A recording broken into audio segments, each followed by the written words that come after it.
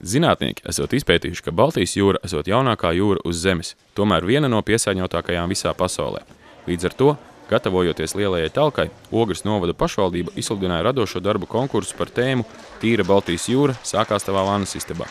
Bērniem ir ļoti laba fantāzija, un arī tas viss, ko viņi varbūt vēlas sakārtot šo vidi, tas ir ļoti labi, ka viņi vispirms to izliek uz papīra, jā, viņi izliek savās domās, un tas, domāju, ka viņus arī mudina vairāk arī ievērot to, lai būtu tīrība un kārtība, un tīrība un kārtība nav tikai tur, kur mēs kopjam, bet galvenais tur, kur mēs to nepiemērslojam, nepiesārņojam.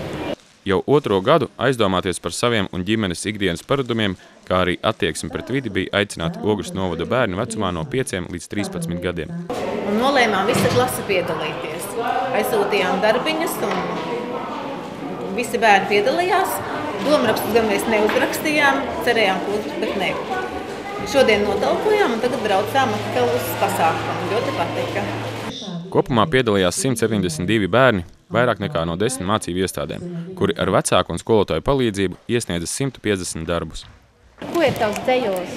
Par ūdeni un par cilvēkiem, kad cilvēkiem nedrīkst ūdeni lietot bez vajadzības, kad viņš ir jātaupa, jo varu gadīties tā, ka cilvēkam ūdens var vispār nebūt, viņš bez ūdens nevar izdzīvot.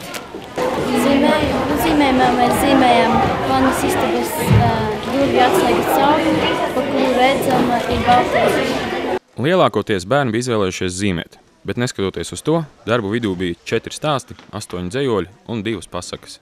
Izvērtēt jau nebija maz tik viegli, sevišķi 2. 3. klašu grupā, kad laikam bērni ir īpaši aktīvi, viņiem patīk šīs darbības kā zīmēšana, bet ļoti centāmies, lai tiešām pirmkārt skatoties, cik atbilst tēma, un domāju, ka tika ļoti godprātīgi izvērtēts. Ogres novada kultūras darbu koordinātore Anita Ausjuka uzskata, ka šī jaunā iedibinātā tradīcija esot ļoti vērtīga. Līdz ar to solās arī nākamajā gadā aicināt bērnus uz šo konkursu, bet gan ar jaunu konkursu tēmu.